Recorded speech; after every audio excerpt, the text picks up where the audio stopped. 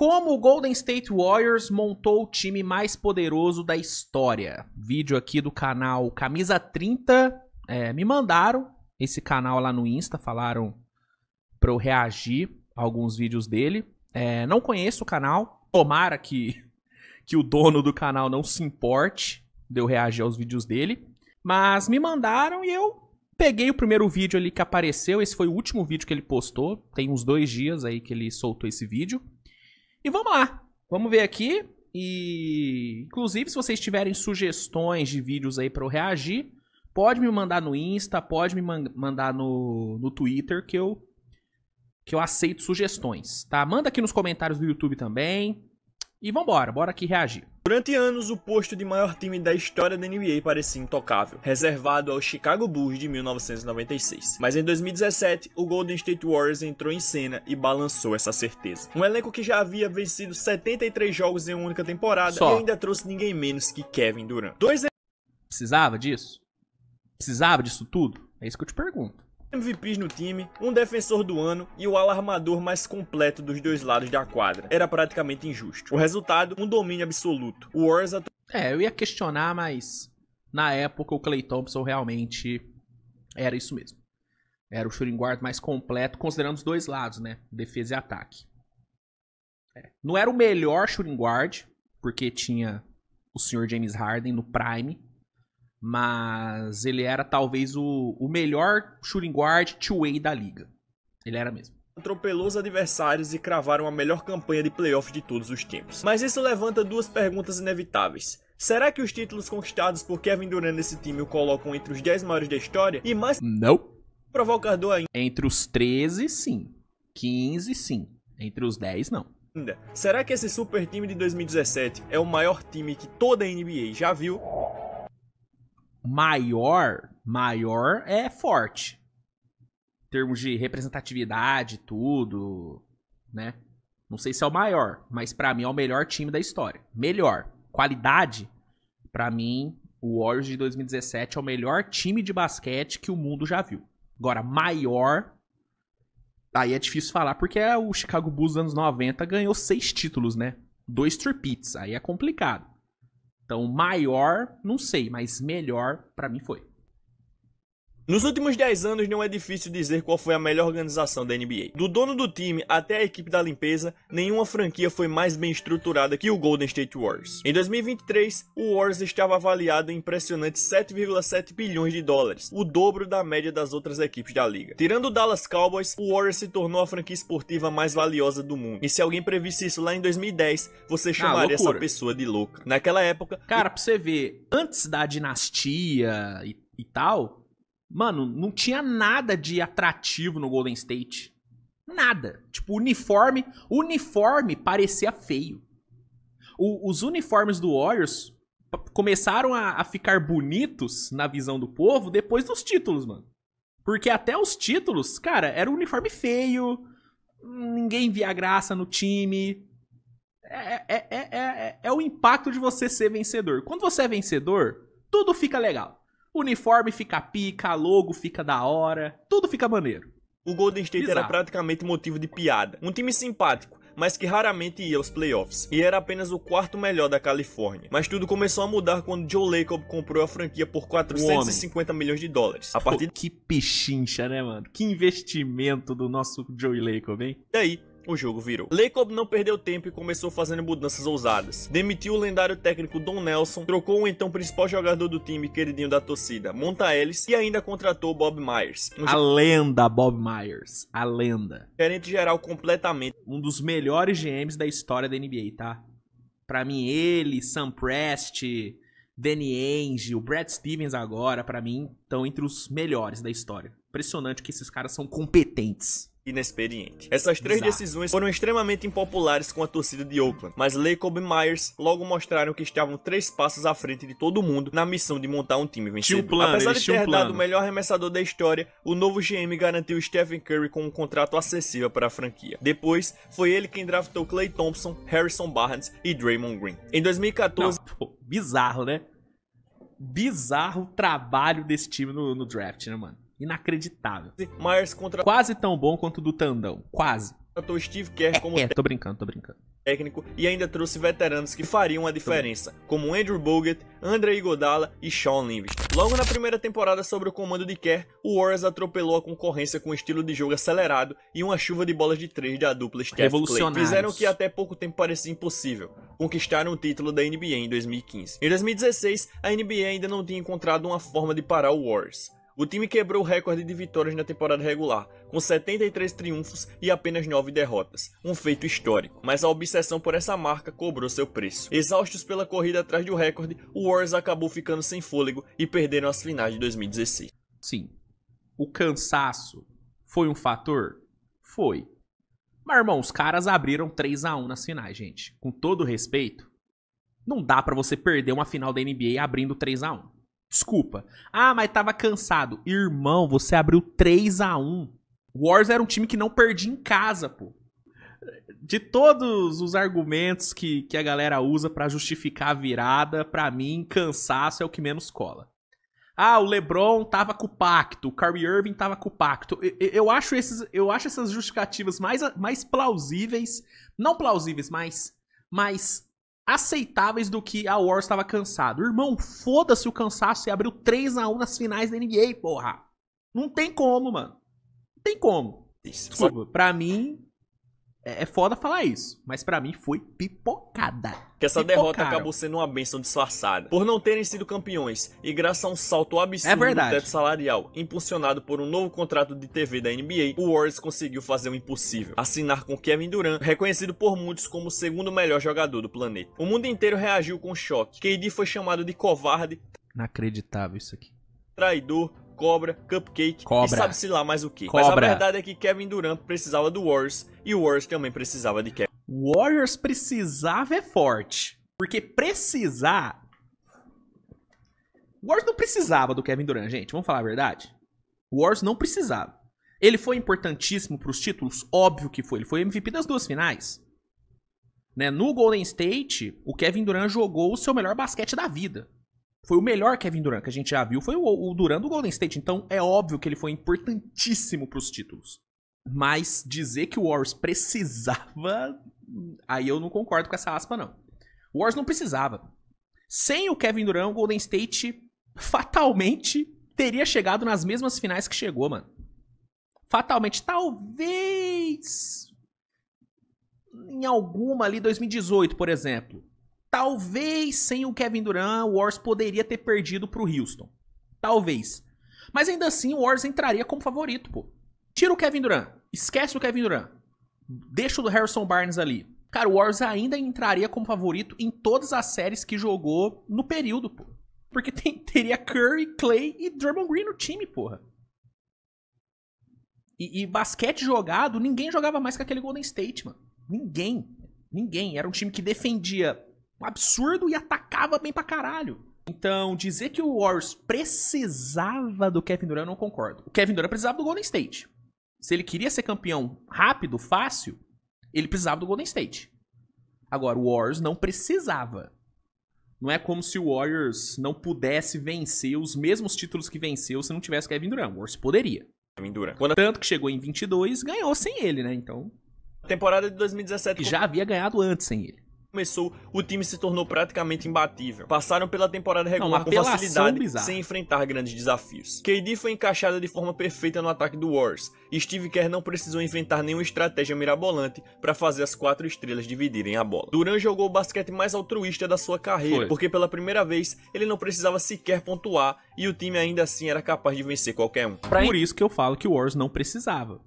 Entender o quão injusta era a dupla Stephen Curry e Kevin Durant, precisa lembrar o quão dominante esse time era sem o Kevin Durant. Sabemos que eles venceram 73 jogos sem ele, mas o que passa despercebido é quem os Warriors eram sem Kevin Durant em quadra, mesmo quando o tinham. O Golden State Warriors venceu 67 jogos em 2017, com Kevin Durant perdendo 20 jogos. Colocando isso em contexto histórico, apenas 13 times na história da NBA venceram 67 ou mais jogos em uma temporada, e apenas 9 desses 13 conquistaram o título. Portanto, sim, considerando que esses Warriors conseguiram ambos, apesar de... Cara, o Stephen Curry de sleeve conquistaram o título. Portanto...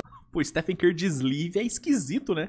Sim, Considerando que esses Warriors conseguiram ambos, apesar de perder um cara que teve média de 25 pontos, 8 rebotes, 5 assistências e quase 2 tocos com aproveitamento. Menino jogou bola, menino cobra jogou bola. De 54% nos arremessos de quadra, 38% nas bolas de 3 e 89% dos lances livres por 20 jogos é algo impressionante. Os Warriors ainda tiveram um recorde de 16 vitórias e 4 derrotas sem Kevin Durant, uma porcentagem de vitórias de 82%. Essa porcentagem se traduziria em pouco mais de 67 vitórias em uma temporada completa de 82 jogos. Há algo a ser dito sobre a profundidade, o equilíbrio e o poder adicional de estrelas de um time quando seu melhor pontuador, reboteiro e bloqueador de arremessos perde quase um quarto da temporada, além de 2 jogos de playoff. O Golden State terminou com 67 vitórias, o melhor rating ofensivo da história da NBA até então, a segunda melhor defesa da liga e o terceiro melhor saldo de pontos já registrado. Parecia que o Warriors tinha ligado o PlayStation. Fácil, tá fácil. Tá fácil ganhar dos caras no playoff, né?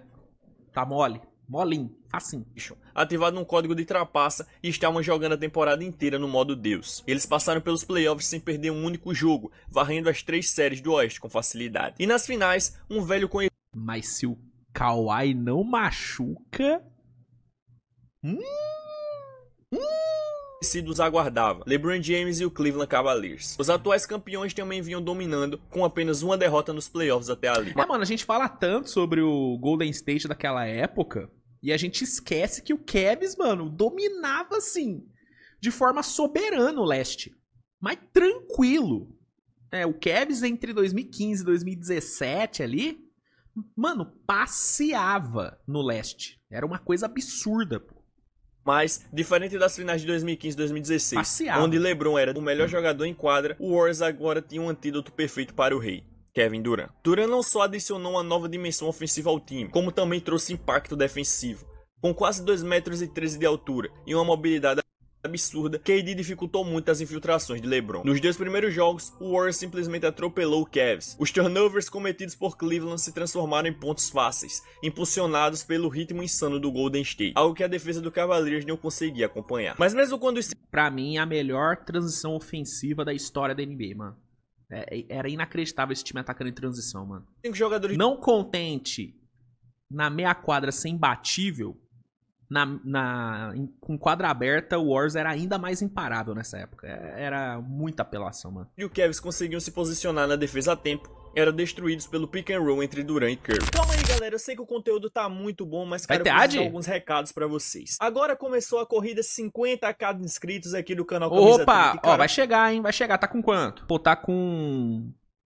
47.9, pô, vou me inscrever aqui no canal do mano. Inscrevam aí, hein, vou deixar aí na descrição. Eles realmente fizeram isso. Os Lakers de 2001 tiveram um recorde de 15-1 durante os playoffs de 2001, que foi considerado o período mais dominante de basquete de playoff por um único time por quase 2 décadas. E para aqueles que sabem ou lembram, aqueles Lakers eram exatamente difíceis de defender. Shaq era um monstro no garrafão, enquanto o Kobe estava começando a se destacar. 16 anos depois, vieram os Golden State Warriors com um estilo de jogo muito diferente e uma estrutura ofensiva que efetivamente reestruturou toda a NBA. Esses Warriors conseguiram o melhor recorde de pós-temporada na história do basquete, varrendo times para todos os lados e fazendo o campo parecer um bando de times de ensino médio. Isso foi o ápice da dominação. Os Warriors encerraram aquela pós-temporada com uma margem média de vitória de 16,3 pontos sobre os adversários. Nem mesmo o Lakers, com a força física mais dominante de todos os tempos, superaram isso. O Cavs de LeBron jogaram uma partida quase perfeita em casa no jogo 3, com LeBron anotando 39 pontos, 11 rebotes e 9 assistências e 56%. Claro, comparando ao que ele fez em 2016, tipo, 2016 ele jogou muito mais, teve atuações mais marcantes.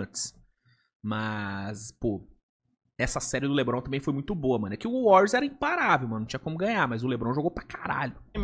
E 44% nas bolas de 3. É difícil o suficiente vencer um jogo quando o melhor jogador do time adversário tem uma ação dessas. Mas isso não foi tudo. Kyrie Irving marcou 38 pontos com 55% de aproveitamento. Maluco. E os Warriors ainda venceram. Pense no que seria necessário para um time hoje vencer um jogo em qualquer nível contra uma equipe cujos 2 melhores jogadores combinariam para 77 pontos, com mais de 55% de aproveitamento dos arremessos. Mas como esse time era incrivelmente talentoso, eles conseguiram superar uma avalanche de pontos que nenhum outro time teria sido capaz de suportar e venceram o jogo. O ataque de Cleveland era poderoso, mas a capacidade do Warriors de acertar várias bolas de 3 em sequência atingia os adversários como uma avalanche. Em 77 anos de história da NBA, nunca existiu um time capaz de apertar o botão do turbo tão rápido assim, transformando uma vantagem de 2 pontos em 20. Em questão de 3 minutos. Quando para Cleveland no jogo 3, o Cavs parecia mais preparado. LeBron e companhia lideraram durante boa parte da partida e tudo indicava que venceriam para manter a série viva. Mas no minuto final, Durant acertou um dos arremessos mais frios e decisivos da história das finais da NBA. Delivers.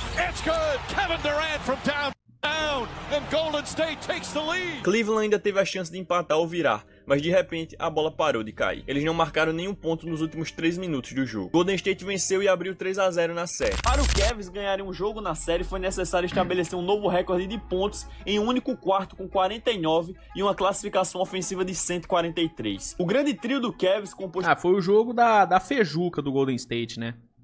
Jogo 4 da Fejuca. O LeBron, Kyrie e Kevin Love teve um saldo combinado de mais 53, e os 5 titulares dos Cavs combinaram para 21 arremessos de 3 pontos. Steph e Klay tiveram uma das raras noites ruins, combinando para 8 de 24 nos arremessos. Foi necessário tudo isso para finalmente tirar um jogo desses Warriors. Não acho que percebemos o quão especial esse time realmente era quando Steph e KD estavam saudáveis. Eles aterrorizavam as defesas de tal maneira que foi algo fora do comum. É impressionante que um arremessador letal como Klay Thompson pudesse ser ignorado sempre que os Warriors eram descritos.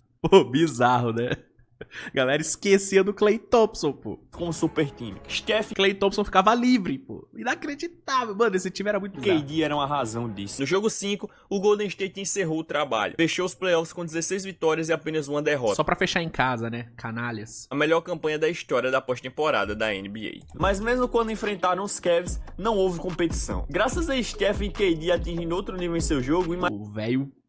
O velho foi pro caralho aqui, tá? Imagine isso. Você tem um cara marcando 28 pontos e distribuindo 10 assistências, além de acertar 6 bolas de 3 pontos. Enquanto o outro cara faz 38 pontos em 38 minutos com 50% de aproveitamento nos arremessos de 3. Isso era justo, senhor Adam Silver? Imagina o que passava na cabeça de LeBron James ao enfrentar esses caras nas finais. Kevin Durant finalmente conquistou o tão sonhado primeiro título da carreira. E não foi de qualquer jeito. Ele teve uma das performances mais absurdas da história das finais da NBA. Média de 35,2 pontos, 8,6 rebotes, 5,2 assistências, 1 roubo de bola e 1,6 toco por jogo. Tudo isso... Filha da puta, jogou pra caralho. Com 56% de aproveitamento nos arremessos, 47% nas bolas de 3 e incríveis 93% nos lances livres. Foi uma atuação histórica. E claro, KD levou para casa o troféu de MVP das finais. Mas mesmo com todo esse domínio de Durant e do Golden State Warriors, o mundo do basquete não ficou tão impressionado assim. Quando Kevin Durant se juntou ao Warriors, todo mundo meio que já esperava que eles fossem campeões. Sim. E o título realmente pareceu fácil demais. O time tinha 2 MVPs, o defensor do ano em atividade e Klay Thompson, o melhor alarmador two-way da NBA. Todos eles com em média 27 anos, a idade perfeita no para auge, todo mundo no auge de um jogador de basquete. Fora isso, o banco ainda contava com Andre Iguodala, Shawn Livingston, David West, já veio o banco do Warriors era muito funcional, né, cara? Não era um banco espetacular de grandes nomes, mas era um banco muito funcional, cara. E Zaza Pachulia. Tirando o Zaza Pachulia. Todos jogando em altíssimo nível. O que o Warriors tinha nas mãos era... O Zaza Pachulia era bom, vai. Era sujo, mas ele era bom jogador. Era um bom role player. Uma verdadeira máquina de jogar basquete. Ofensivamente, o time era uma mistura de talento absurdo com um sistema taticamente refinado. As defesas rivais tinham que escolher o tipo de castigo que iam levar. Ou ceder uma enterrada livre, ou deixar 3 dos melhores arremessadores da história sozinhos na linha de 3. Complicado, na defesa, né? Golden State era ágil, entrosado e mortal nos contra-ataques, forçando muitos turnovers e punindo qualquer erro do adversário. Ok, é verdade que eles não tinham um pivô dominante no garrafão. Mas como sentiu falta de um pivô dominante, né? Meu Deus. Interno como Shaquille O'Neal no auge, certamente traria dificuldades. Mas considerando o estilo de jogo e o momento da linha em 2017, essas eram falhas. Cara, eu tenho muita dificuldade em aceitar que, se o Lakers de Shaq e Kobe jogasse contra o Warriors de 17, o Lakers ganhava. Mano, eu tenho muita dificuldade em acreditar nisso, cara. Porque pra mim, aquele Lakers não ia conseguir acompanhar o ritmo desse Warriors, mano.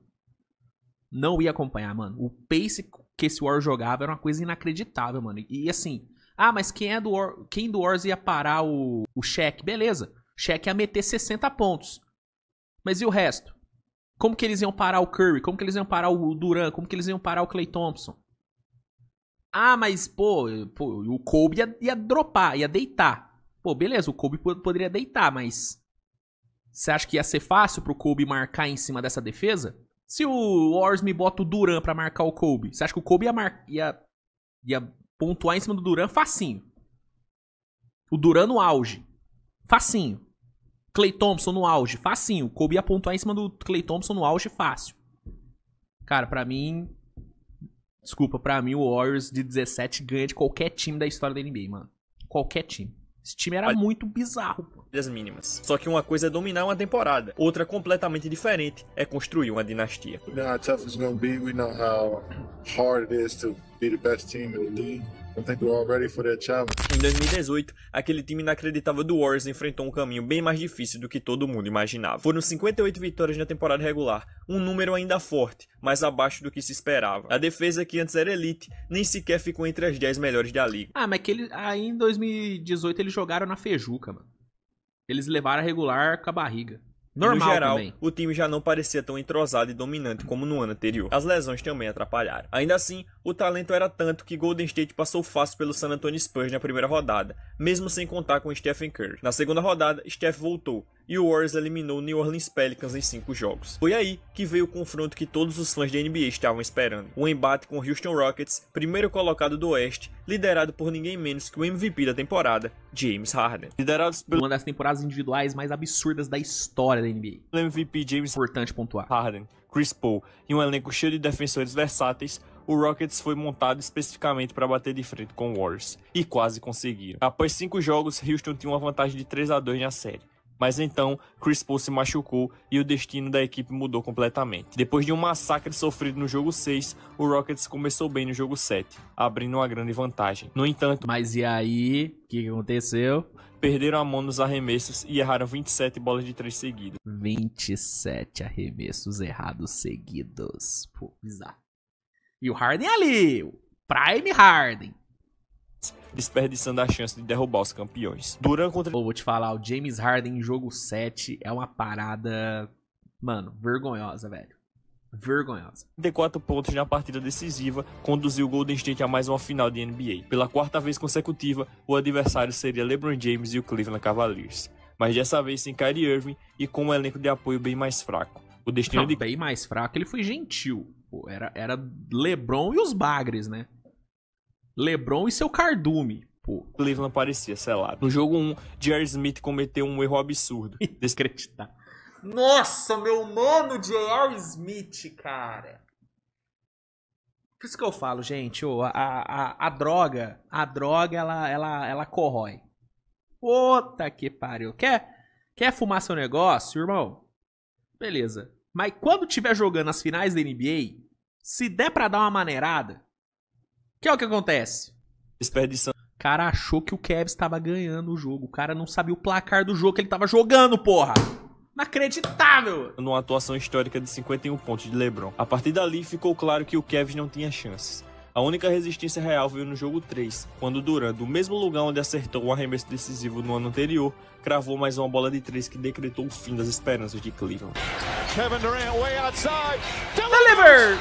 Kevin Durant from downtown. It's a 6-point game. Durant teve Iconic. média de 29 pontos, 11 rebotes e 7 assistências, além de mais de 2 tocos por jogo nas finais, mantendo a impressionante eficiência de 50, 40, 90 nos surreal. arremessos. Embora essa campanha de playoffs não tenha sido tão tranquila quanto a de 2017, Mas dominou do essa mesmo versão jeito. de KD pode ter sido a melhor que já vimos, pois seu nível tanto no ataque quanto na defesa estava no auge. It's incredible. It's Assim, óbvio que eles não dominaram do mesmo jeito, mas ainda assim, mano. Cara, era bizarro esse Golden State, cara. Era bizarro. It's good for you to be around guys like this. It helps you become a better basketball player and a better man. And it's a journey that's better than a destination. You know, I'm happy I'm a part of this group. Mas depois das finais de 2018, uma sensação familiar voltou a aparecer. E Ninguém o Cousins chegou por lá, né? DeMarcus Cousins chegou lá nesse ano. ficou impressionado. Todo mundo já esperava que o Warriors fosse campeão de novo. E em 2019, essa mesma sensação começou a afetar o próprio time. Parecia que os jogadores estavam apenas cumprindo tabela, sem o mesmo brilho. Pela primeira vez na era Kerr, o Warriors começou a mostrar sinais de problemas internos. Em um jogo apertado contra o Clippers, Draymond Green pegou a bola nos segundos finais O egoísmo, o ego estraga qualquer coisa. e se recusou a passar para Kevin Durant, estragando completamente a jogada, e com isso, o time perdeu o jogo. Mas em vez de assumir o erro, Draymond surtou no vestiário, xingou Durant e ainda disse que ele podia sair do time. Durant estava em seu último ano de contrato e aos poucos ficava claro, ele já não estava totalmente feliz em Golden State. Communication is key. We didn't show that, and that's what rubbed me the wrong way more than anything. Depois do incidente, Draymond chegou a ser suspenso pelo próprio time, mas os problemas de química nunca foram realmente resolvidos. Ainda assim, o Golden State continuava sendo a realeza da NBA, com mais talento do que qualquer outra equipe. Porém, aquele famoso ataque em movimento, que deixava qualquer defesa perdida, começou a ficar mais travado. O Durant tacou o foda-se. Durant começou a... irmão, quer saber? Que se dane, eu vou jogar aqui, foda-se vocês. Ele já não parecia tão envolvido no conceito coletivo da equipe. Em vez disso, ele passou a jogar como fazia no OKC, isolando e decidindo por conta própria. Mas ele era Kevin Durant. E mesmo tem esse ponto também, né? jogando isolado, funcionava. O time seguia vencendo. I'm Kevin Durant. You know who I am. You know who I am. Pô, essa aspa é genial. É genial. Y'all know who I am. Eles You know who I am. passaram pelo Rockets de novo e dessa vez com muito menos dificuldades, mesmo perdendo Durant por lesão após o jogo 5. Kevin Durant também não jogou nenhum segundo das finais de conferência, e isso abriu espaço para uma das séries mais dominantes da carreira de Stephen Curry. Nossa, o Curry jogou pra caralho contra o Blazers. Nossa senhora. Warriors venceu o Portland Trail Blazers por 4-0 em uma série sem sustos, e Stephen Curry teve médias brilhantes de 36.5 pontos, 8.3 rebotes e 7.3 assistências em Curry. Não, o que o Curry limpou o chão da quadra com o Damian Lillard foi brincadeira. 4 jogos, e se tornou o primeiro jogador da história a fazer 35 ou mais pontos em todos os 4 jogos de uma varrida, o único jogador na história a fazer 35 ou mais pontos em 5 bolas de 3 em todos os jogos de uma série de playoffs, junto com o recorde de bola de 3 em uma série de finais de conferência, 26 no total. Mas quando chegaram nas finais contra o Toronto Raptors, ficou claro que o Warriors precisava muito dele. Sem Durant, a defesa de Toronto pôde concentrar todos os esforços em Steph Clay. Além disso, a criação de jogadas do time sofreu um grande impacto. Esse time do Toronto era muito bom, né? Mas a galera subestima muito esse time do Raptors por conta das lesões que o Warriors teve. Mas esse time do Raptors era bom pra caralho, mano. Defensivamente era um absurdo. E ofensivamente era um time muito organizado, mano. Muito organizado pelo Nick Nurse, que tava no seu primeiro ano de trabalho, né? Primeiro ano do Nick Nurse, ele já fez o time jogar de uma forma maravilhosa. Mano, os caras tinham um Kawhi, assim, o melhor Kawhi da história. O Prime Kawhi foi esse Kawhi aí, mano. O playoff que o Kawhi Leonard fez, mano, em 2019, foi um dos mais impressionantes que eu vi, velho. KD era responsável por muito quase subestimado 6 assistências por jogo. Pra piorar, Golden State não tinha ninguém capaz de marcar Kawhi Leonard individualmente. Então aconteceu um milagre. Ainda se recuperando da lesão na panturrilha, Durant decidiu voltar para o jogo 5 e fez toda a diferença. O ataque do Warriors fluiu melhor, os passes começaram a encontrar jogadores livres, pois a simples presença de KD atraía a defesa. Ele começou quente, anotando 11 pontos logo no primeiro quarto. Mas no início do segundo, o pior aconteceu. Parecido com o Haliburton, né? No jogo 7. Começou voando e estourou. Durant tentou uma jogada contra Ibaka que desviou a bola. No movimento seguinte, KD caiu no chão Estourou na perna. O veredito, ruptura do... Cara, e era igual mesmo o Haliburton, porque o Haliburton também machucou a panturrilha, e aí essa lesão se agravou e virou o rompimento do tendão. Durant foi a mesma coisa, né, mano? Pô, essa foto do Durant é icônica, né? Pô, é foda, é triste, mas a galera... virou meme, né? Virou meme. A pior lesão possível para um A carinha dele é foda, né? jogador de basquete. O Warriors lutou até o fim, mas acabou perdendo as finais em 6 jogos. Se Durant tivesse jogado a série inteira, é bem e ele esqueceu de falar que teve a lesão do Klay Thompson também, né? provável que o Golden State conquistasse o tricampeonato e Kevin Durant... Ainda mais séria do que a do próprio Durant, né? A do Klay Thompson foi mais séria do que a do Durant. Finalmente teria recebido o reconhecimento universal como o melhor jogador do mundo. Em vez disso, ele ficou afastado por um ano inteiro. Mas mesmo assim, todas as franquias de NBA estavam dispostas a lhe oferecer um contrato máximo. Com Durant no elenco, o Golden State Warriors alcançou um nível quase inatingível. Era como se o time estivesse sempre 2 passos à frente de todo mundo. Uma combinação absurda de talento, inteligência tática e versatilidade ofensiva. Durante 3 anos, eles dominaram a NBA como uma autoridade que beirava o surreal. Não era só vencer, era como venciam.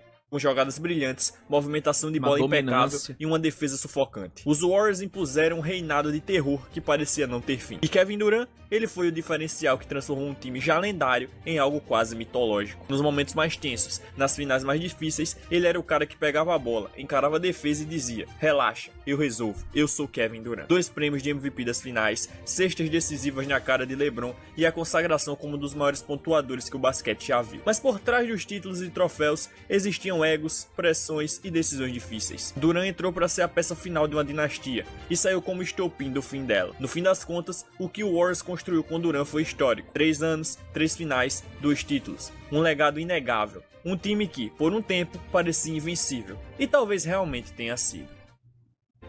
Pô, muito foda, hein? Bom vídeo, hein, mano? Bom vídeo do canal. Gostei.